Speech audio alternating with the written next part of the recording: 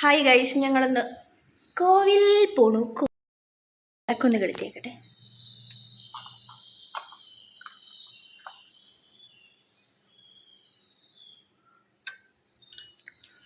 ലൈറ്റൊക്കെ ഓഫാക്കിയിട്ട് പോകണം.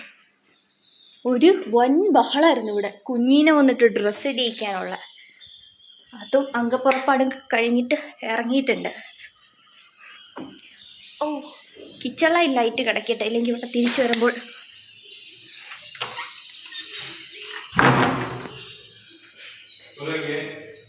അപ്പനും മോളും ഇറങ്ങിയിട്ടുണ്ട്.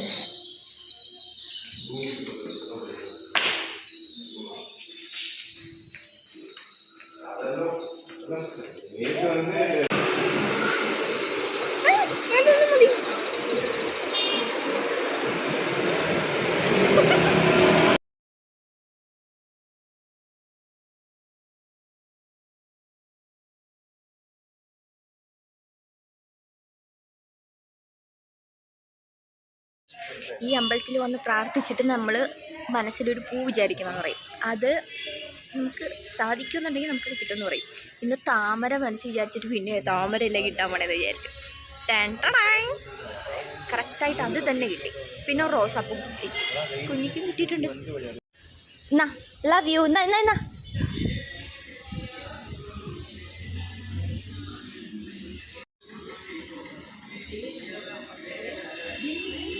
അവിടെ കണ്ടവരുടെയൊക്കെ പുറകെ പോയി എവിടേക്ക് കയറാൻ പറ്റുമോ അവിടേക്ക് ഓടി കയറുമായിരുന്നു കുഞ്ഞ്. പിന്നെ വന്നിട്ട് അവിടെ ഓൾറെഡി വീഡിയോസോ ഫോട്ടോസോ ഒന്നും എടുക്കാൻ പാടില്ല. അവിടെ ഇരിക്കുന്ന ആളുടെ വായിരിക്കണേ ഞാൻ കേട്ടു, അത് വേറെ കാര്യം.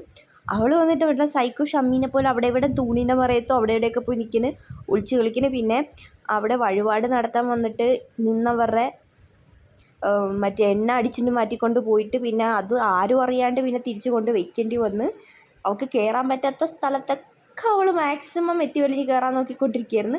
പിന്നെ അവസാനം ഞാൻ അപ്പോട്ടാ പെട്ടെന്ന് പിടിച്ചെടുത്തോണ്ട് വായോ എന്ന് പറയേണ്ടി വന്നു. അതിന് ഞാൻ തൊഴുത് ചുറ്റിയൊക്കെ വന്നു കഴിഞ്ഞപ്പോൾ പിന്നെ കുഞ്ഞിനെ കാണാനില്ല. നോക്കുമ്പോഴത്തേക്ക് ഏതോ ഒരു ഇതിൻ്റെ മറയിൽ പോയി നിൽക്കണേ. ഞാൻ ശരിക്കും പേടിച്ച് വരണ്ടെന്ന് പറഞ്ഞാൽ മതി. പിന്നെ ഞാൻ അപ്പോട്ടിൻ്റെ കൈ കൊടുത്തിട്ട് പറഞ്ഞു, കയ്യിൽ നിന്ന് മാറ്റരുത്, താഴെ വെക്കരുത്, കയ്യിൽ തന്നെ പിടിച്ചു കൊണ്ടു. പിന്നെ ഞങ്ങൾ അവിടുന്ന് പെട്ടെന്ന് കുറച്ച് നേരം അമ്പലത്തിൽ ഇരുന്നിട്ടൊക്കെ സാധാരണ പോലെ പെട്ടെന്ന് അവിടുന്ന് പോന്നു. പിന്നെ തിരിച്ച് നേരെ അതിൻ്റെ തൊട്ടടുത്ത് തന്നെ 150 രൂപയുടെ കടയുണ്ടായിരുന്നു. അവിടെ പെട്ടെന്നൊന്ന് ജസ്റ്റ് കയറാം. അവിടെ നിന്ന് എനിക്ക് എന്തെങ്കിലുമൊക്കെ കിട്ടാറുണ്ട് ഇടയ്ക്കിടയ്ക്ക്. റാൻഡായിട്ട് നോക്കുമ്പോൾ നല്ല യൂണീക്കായിട്ടുള്ള എന്തെങ്കിലും ഒരു ഐറ്റം കിട്ടും. അങ്ങനെ കയറിയതാണ്. ഇപ്രാവശ്യം അങ്ങനെയൊന്നും കിട്ടിയില്ല. ഒത്തിരി ഐറ്റംസ് ഉണ്ടായിരുന്നു. ബോട്ടിൽസ്, ബാഗ് എപ്പോഴും ഉണ്ടാവും.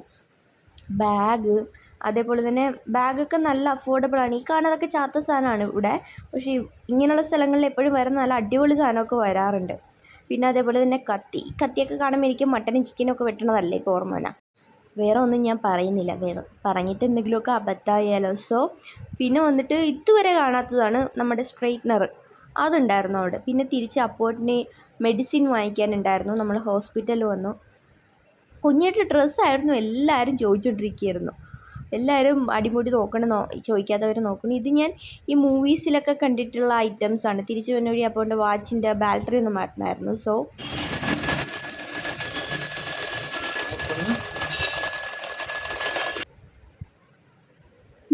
പണ്ടത്തെ മൂവീസിലൊക്കെ കണ്ടിട്ടുള്ള ഐറ്റമാണ്.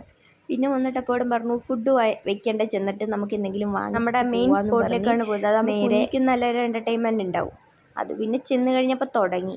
അൺഎക്സ്പെക്റ്റഡ് ആയിട്ട് എനിക്ക് കുറച്ച് സാധനം കിട്ടി. ഇവിടെ വന്നിട്ട് ഒരു ഇളനീരിൻ്റെ പായസം, അതിൻ്റെ ബോട്ടിൽ വന്നിട്ട് അച്ഛൻ്റെ എടുത്തിട്ട് പോയിക്കോളാം പറഞ്ഞു. ഞാൻ കാണിച്ചു തരാം.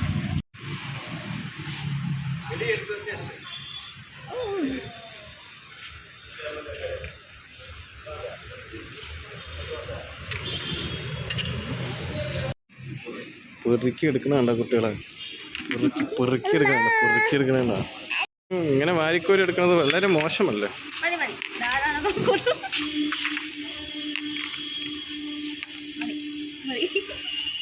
ഇത് കിട്ടിയതും എനിക്ക് പിന്നെ ഭക്ഷണവും വേണ്ട, ഒന്നും വേണ്ട, എനിക്കൊന്ന് വീട്ടിൽ വന്നാൽ മതി. കുഞ്ഞി അപ്പോഴേനും അവിടെ കുറേ പിള്ളേരൊക്കെ ആയിട്ട് ഭയങ്കര കളിയായിരുന്നു.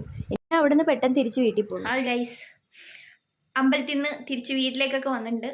ഇനി ഈ ഡ്രസ്സൊക്കെ ഒന്ന് മാറി ഒന്ന് സെറ്റായിട്ട് വരാം. ഈ കുണ്ടലൊക്കെ ഒന്ന് ഊരണം. So by.